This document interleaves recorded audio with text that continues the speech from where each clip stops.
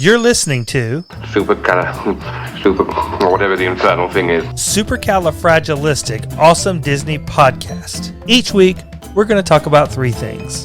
In Main Street USA, we'll talk about the latest Disney news. My partridge in a pear tree underwear needs washing. Oh, well, then my Christmas wish has been granted. In Tomorrowland, we'll talk about the things we're looking forward to. What do you want with me? You will be haunted by three spirits.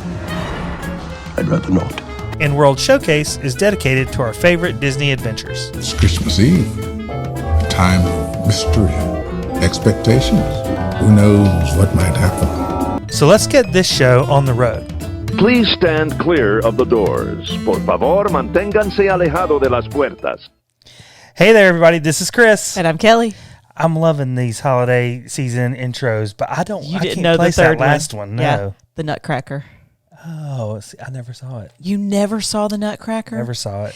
It's one of those movies that I would say is beautiful. Okay. Like, it's gorgeous. Everything about that movie is gorgeous. I think I remember when you guys went to see it, you said that. Yeah. You didn't say it was a great movie, but you said it was beautiful. Movie. It's not a great plot. You know, the person who's the villain has red hair, and I'm always against that. But it was a beautiful, beautiful movie. I might do a segment on that. That would be a fun one. So last week you had what were probably the most creative ears I think you've worn until this week. Oh, really? You find these to be creative? I think those are way different. I mean, Stitch ears. They're clearly Stitch, but it's like you could like do a Disney run in that. Yeah, I know. I think it's interesting how they made these. I guess Stitch's ears are closer to the front of his head. Oh, I'm than sure like they were trying to be very anatomically correct. Would allow. I'm not sure, but I have to say, you know, I hit my head on the microwave door earlier tonight.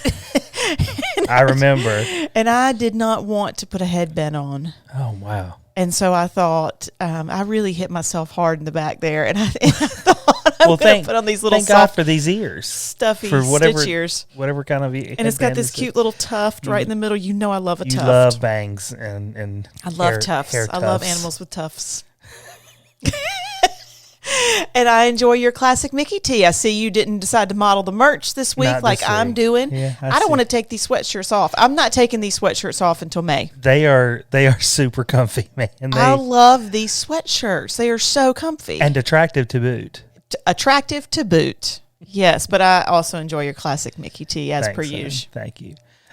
So as always, my favorite thing to do every week is to see where the downloads are coming from because I just can't get over it.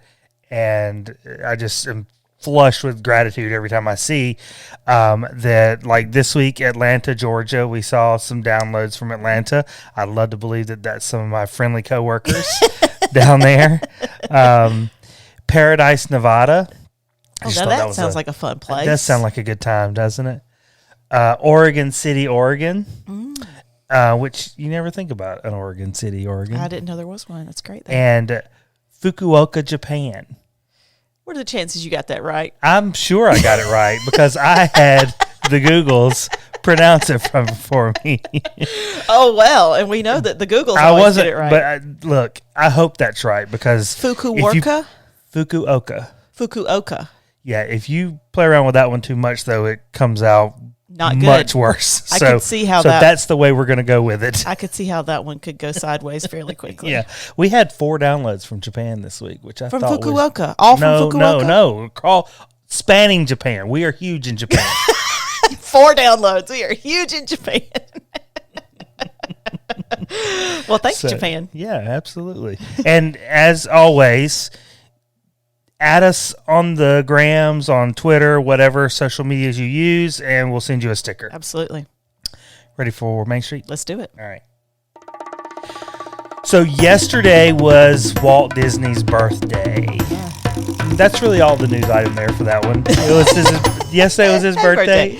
And how old would he have been? He would have been 119. Wow. Yeah. So much joy and just happiness out of one life. It's amazing. That's cool. It's amazing. That's pretty cool. All started with a mouse. So at Animal Kingdom, the 2 baby giraffes that were born in recent months, Maple and Zella. made their debut on the Savannah yesterday or this week. Oh, bless Yeah. it. Now, This did is they from- say that why the names Maple and Zola? No, I couldn't find that. I couldn't find it, but they're beautiful, and there's some shots I've got of them running through the Savannah. They're just I bet adorable. they're having a blast on the Savannah. Oh yeah, you know they are. This was from Dr. Mark at Disney. I love it's Dr. Mark. Maple. I like that her name's Maple. Maple and I don't know why Zola. I like that, but that's really cute. Yeah, it sort of fits. It does. Resort news. Disney's Grand Californian Resort and Spa was supposed to open on December the 6th, but spiking COVID cases, California has put things on lockdown again. So to comply with the governor's orders, they're pushing that back. No date on exactly when you can go and take a nice spa day at the Grand Californian. I mean, the park's not open, but they were planning to open the resort. So that's a little bit of a bummer. Yeah. So we've talked about in previous episodes that the clown pool at the boardwalk is getting a Creepy clown redo. pool. The super creepy clown pool. Brooke G. McDonald on Twitter, she's a reporter, does a lot of park news. Okay. She released a statement from Disney that said, "We look forward." This is a clue. Okay, cryptic. Okay. "We look forward to Mickey and his pals clowning around at the Luna Park pool." That'll be better. Whatever it is. Whatever it is, that will be better. Guests will enjoy the same great ride down the Keister coaster slide, but with a brand new look. Please, boardwalk. That was a creepy clown bloke. I mean, it still sounds like clowns are going to be involved somehow. Well, they're clowning around. Right. Maybe it's them like dressed as clowns or something. But whatever. You got to get rid of that creepy clown. I don't know if them dressed as clowns is going to make me feel better either. So, Stacy, who, if you've ever stayed at the resorts, for whatever reason, we keep it on the channel that's always showing the Disney Must-Dos, hosted Disney. by Stacy. She's been doing this. They've been playing this for 15 years. Yeah. Her magic bands are old. Yeah. So it was probably time for a redo. But she's gone. Right. They're not on the station anymore. St. Brooke McDonald Twitter feed passed this along to me too. So they pulled her off. They pulled her off the television, in the in-room television.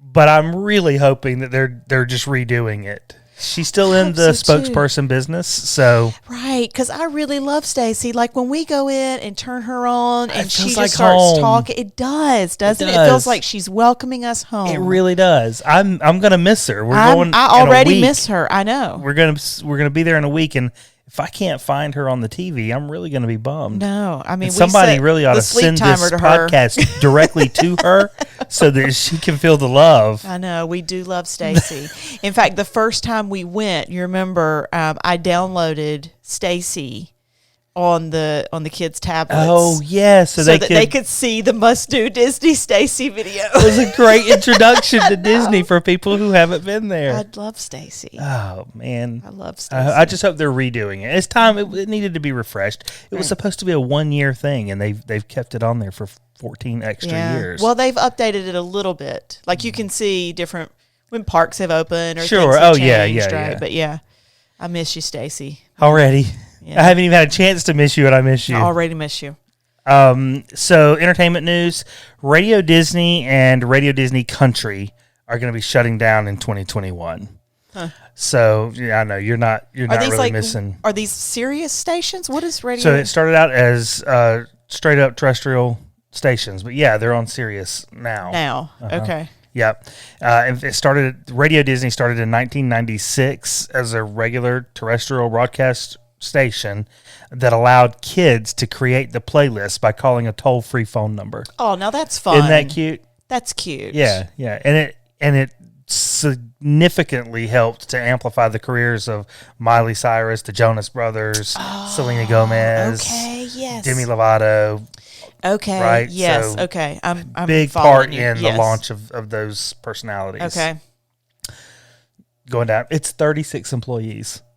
Wow. You know, that's that shocked me for some reason. Yeah. Shocked me. So they're part of the 32,000 They got cut off. that are getting cut out. Yeah. That's interesting. And not really Disney related, but movie industry related. So it's bound to have an impact. Disney has played sort of a role in this transition.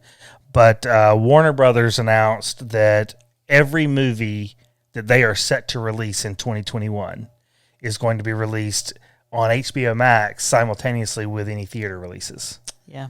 Every movie on their slate. And that's a major movie house. It's obviously getting some, not so great feedback from the theater industry and a lot of movie executives also. But big movies like the Dune remake is going to come out next year. Matrix 4. Can't even believe those words came out of my mouth. Gosh. Jonathan Groff is in Matrix 4. OMG. I know. Lin-Manuel Miranda's In the Heights. No, I do want to see that. And the new Justice League movie, which is DC, so who cares, right? Oh, gosh. Boo. So yeah, that's all I've got for Main Street this week. It was a fairly light week. Okay. Well, how do you feel about a trivia question? I love this part of the show. You hate it, but I love it. Okay. Well, I picked this one for... What am I at? I lost count. I think I gave you 25, gave me 25 points last week, so you're at negative 475. There we go. Bit by bit. Okay. All right. Ready? Yep. Who said it's kind of fun to do the impossible? Oh, Walt Disney. There you go. Excellent. See, in honor of his birthday. I'd love that. I thought I should go with the Walt Disney one. My father actually has a plaque on his desk with that quote. That's awesome. He loves that quote. Excellent. So Very fun. So there we go. Okay. You have been touting Tomorrowland, so I have no idea what it is. But I'm so excited about it. Well, then let's get on it. Let's do it. So I got to jump right in. We're talking about the Festival of the Holidays menu. Oh, all the booths. All right. Okay. Good. Okay. So there are 17 booths. I want you to know I've looked at all of the menus, and I seriously consider going like micro machines on this segment. And like nobody's gonna know what that is.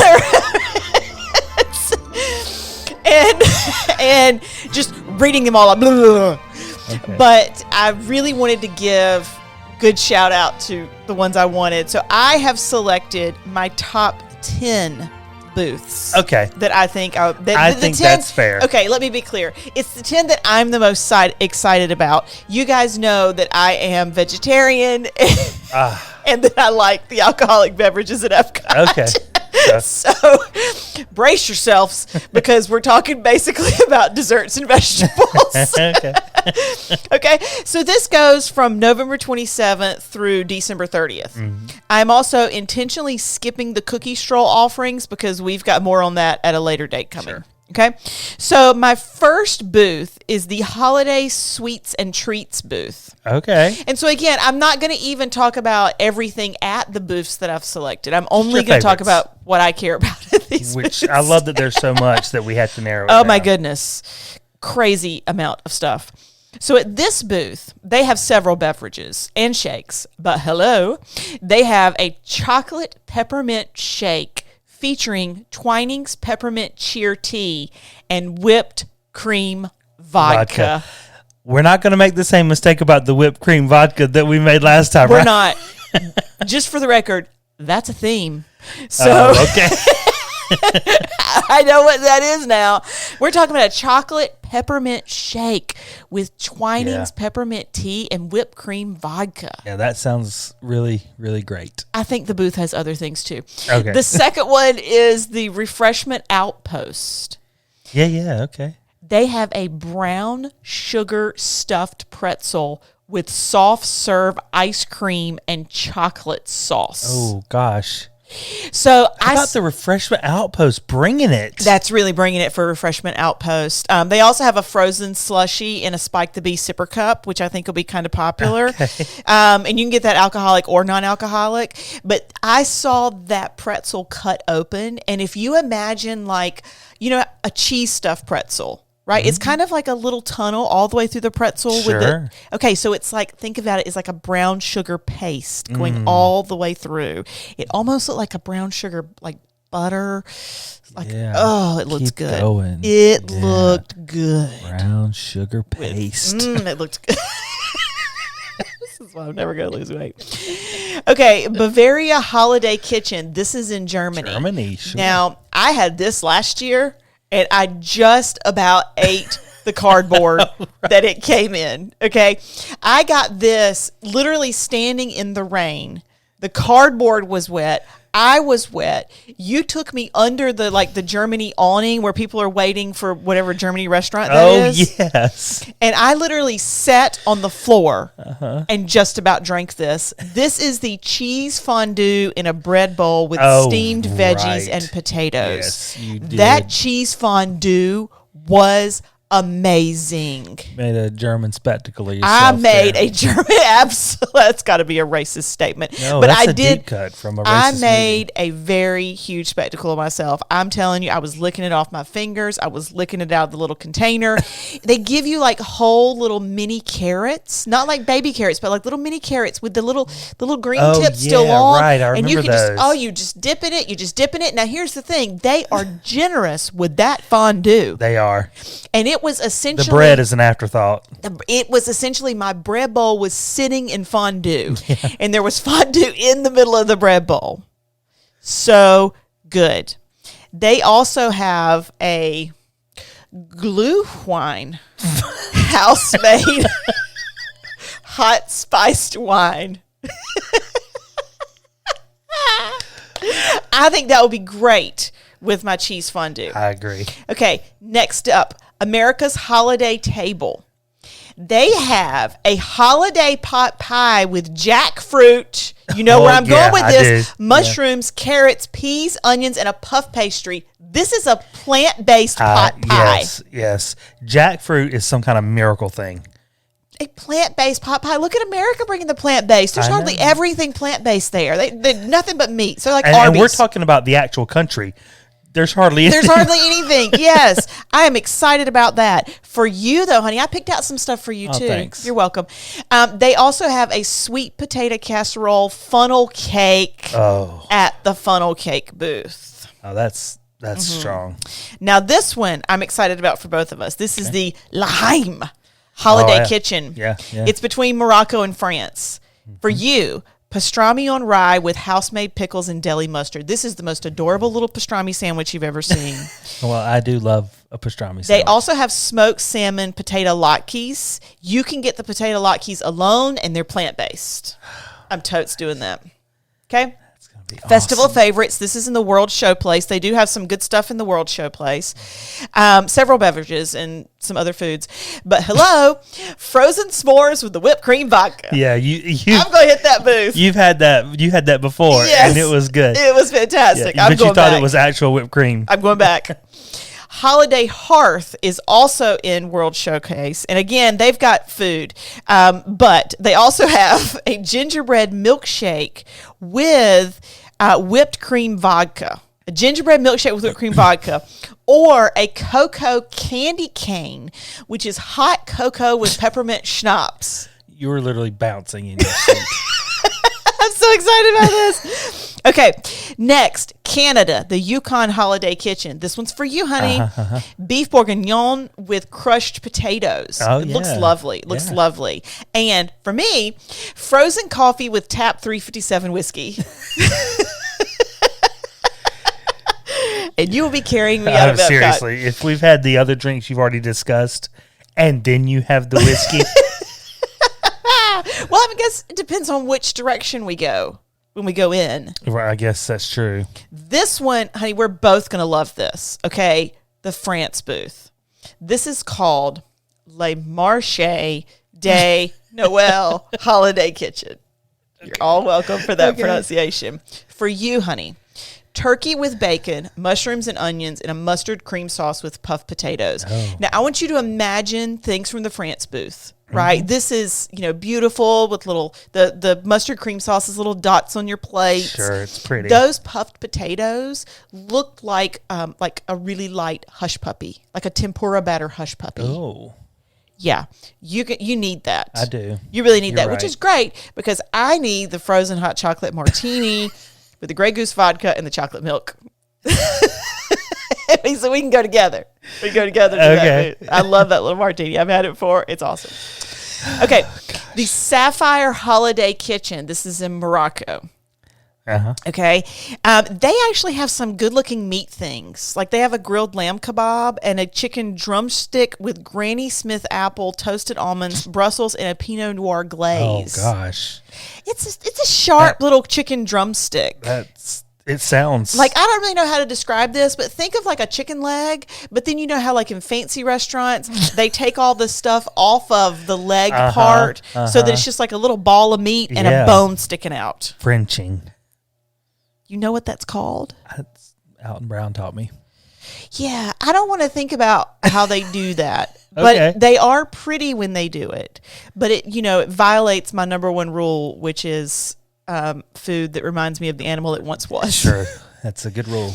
But they also have warm beignets with cream, cinnamon we sugar, go. and chocolate sauce. That's what I'm. I was like, I didn't know Morocco did beignets. Yeah, well, we're gonna give that a test run. Yeah, we are.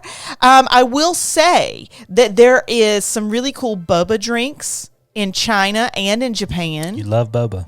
And in Japan specifically, they have a sushi Christmas tree with salmon and tuna. So like the rice is shaped like a little tree. Oh, wow. And then it has like salmon and tuna and I think a couple other cute fish names on top of it. A couple other fish names. Other fish names. They also have a strawberry and Bavarian cream-filled tart that I have to say, no.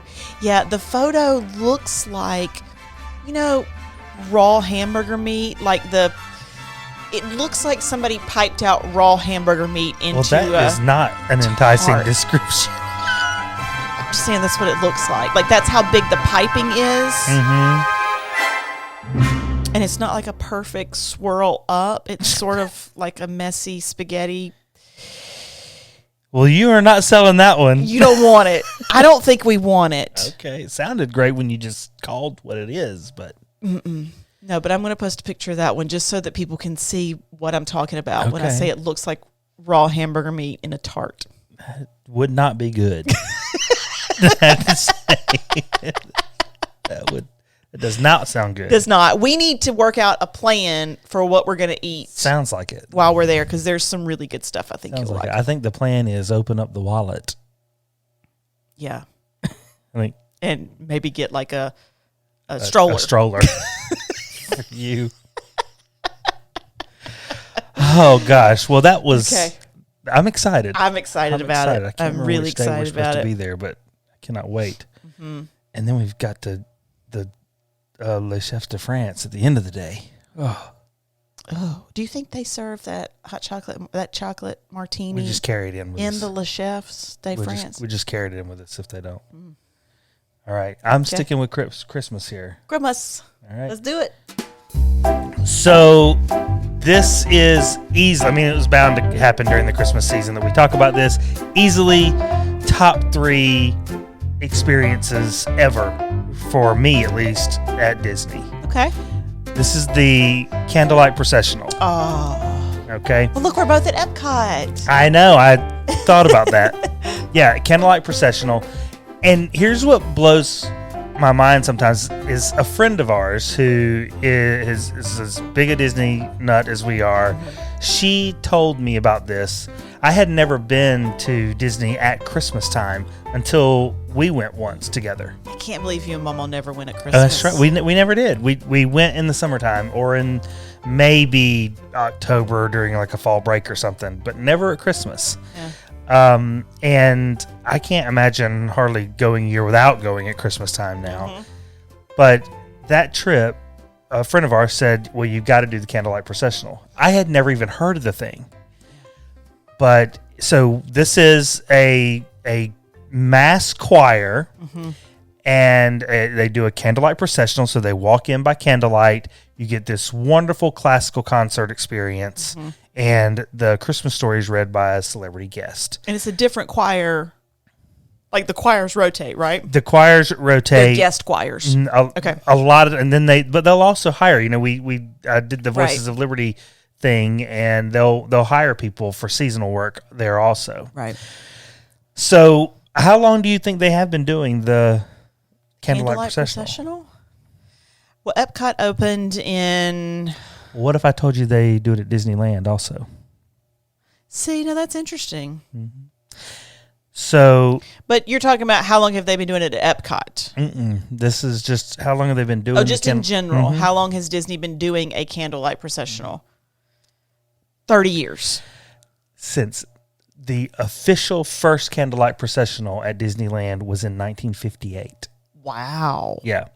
And then in 1960, I think it looked a little more like what that was the first year they had their first guest speaker. So we're talking about 60 years. Yeah, we're gonna dive into the history of the Candlelight Processional. Oh wow! So imagine in 1959, you're on Disneyland's Main Street, USA, in Town Square. They used to have this thing called the Parade of All Nations. Are we at Disneyland or Disneyland? Okay, 1959. So this is 12 years before Disney World, Magic Kingdom. Okay. Yeah. And they used to have this Parade of All Nations, and Walt Disney was leading the Parade of All Nations down Main Street towards Town Square, and behind him, behind the Parade of All Nations, they had 2,574 robed singers with candlelights. They processed down Main Street. Oh, singing, that's why it was come a all ye faithful. processional. Yes. Oh, Yes. wow. In Disneyland, it's much more of a processional. They walk that down would be Main magical. Street. Yes, that would be very magical. So it all really has its roots dating back to the very first year that Disneyland was open, 1955. It opened in July, I believe. Just a few months later, on November the 25th, a group of 12 Dickens-clothed carolers, right, under the direction of Dr. Charles Hurt from the University of Southern California, and a 300-member mass choir stood on the steps of the train station in Town Square and sang Christmas carols accompanied by visiting bands. Right. Okay. That kicked off the holiday season, the holiday festival at Disneyland the very first year it was open. And then throughout the rest of the holiday season, the Dickens characters would sort of be at different places in the park singing Christmas carols, and they had a Main Street USA bandstand, like a gazebo, and they renamed that the Christmas Bowl for the holiday season, and they would have rotating choirs come in and sing every day during the holiday season there. So that was sort of what they did in the first year. The next year, 1956, Dr. Hurt was directing the carolers and singers from 8 different choirs as they sang from the train station, accompanied by the Disneyland band. So that's the first time it was on the steps of the train station. 1957, the event got much bigger. Following the Christmas Around the World parade, 900 carolers processed from Fantasyland through the portico of Sleeping Beauty Castle, and they were singing Adeste Fidelis. They were supposed to go down into the plaza in front of the castle, where they would form like a semicircle, and they would sing a few songs. But it was so popular. This was just 2 years in. It was so popular by then that there was such a crowd in the plaza waiting for them that they couldn't form their formation. So they literally were just sort of informally gathered around the Disneyland band and throughout the crowd singing these songs, which would have actually been really cool to experience. And hard. I can imagine that would be hard. Yes. Very hard if somebody's trying to direct everything that's going on. Then in 1958, Dr. Hurt suggested that an even larger event for the holidays should happen, and the first actual Candlelight Processional at Disney happened. This time, 16 choirs processed up Main Street to the plaza from the castle, where they performed a full concert, and they were joined by the the Dickens carolers who were on the balcony of the castle, right? 1960 was officially, the thing was officially moved back to Town Square, and everybody set up in the train station. This was the first time that a celebrity guest was asked to join the program. Actor Dennis Morgan read portions of The Christmas Story. Okay. He was famous from My Wild Irish Rose and Christmas in Connecticut. He was also, his last credited role was on The Love Boat in 1980. Aww. This was also the first time that the processional included a living Christmas tree, which is where the singers form a Christmas tree, right? The tree was made up of a guest choir every year until 1982, that's when the Disney employee choir was created.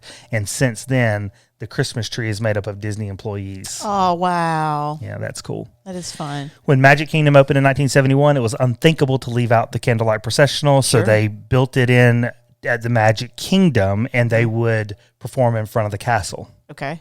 And then in 1993, that moved to the American Gardens Theater at Epcot, where the Voices of Liberty harken back to the Dickens carol singers from the early days at Disneyland. What year was that again? 93.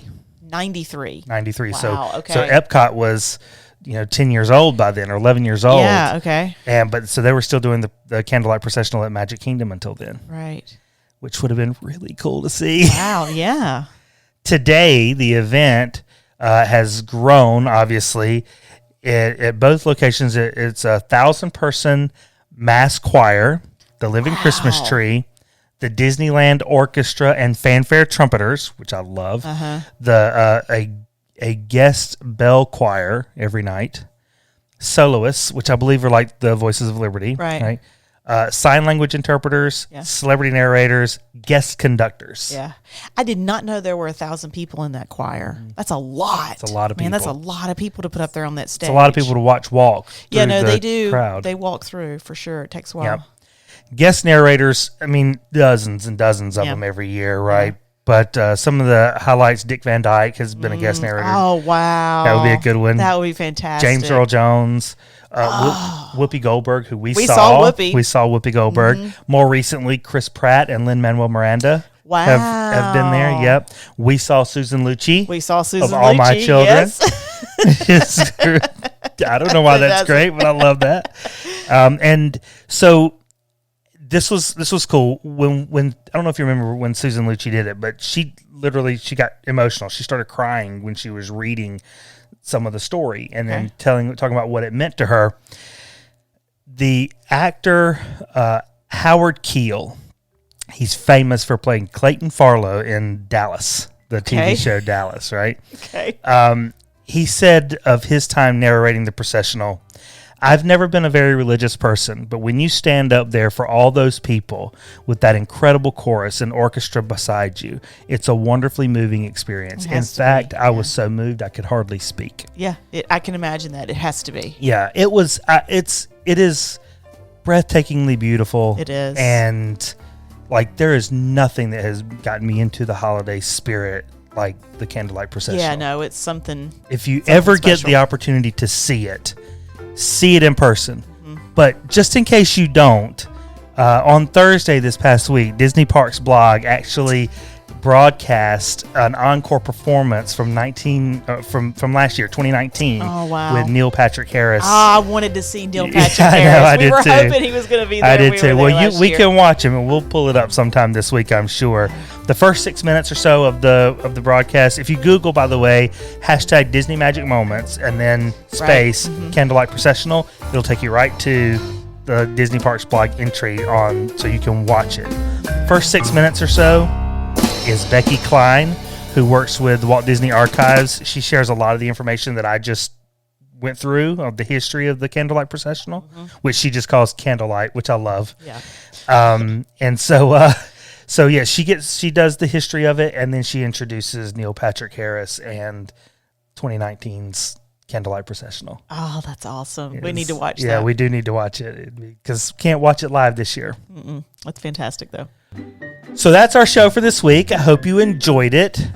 You know what to do now. Go out to iTunes, leave us a review, give us a rating, and we will sit back and watch all the other people come flooding into our show. Yes, we would love to sit back and do that. And if you're looking for more things Disney, please visit scfadp.com. That's scfadp.com. S for super, C for Cali, F for fragilistic, A for awesome, D for Disney, P for podcast. We put that lava cake video out there last week. It's got a lot of pubs. It's been great. Yeah. We got one more recipe to do before we leave next week, and I'm excited about it. Yep, looking forward to that. So keep an eye out for it. Interact with us on the grams. Interact with us on Twitter. We're at SCFADP in both places. The more, the merrier. Yes, we would love to hear from you. And with that, we hope to see you real soon.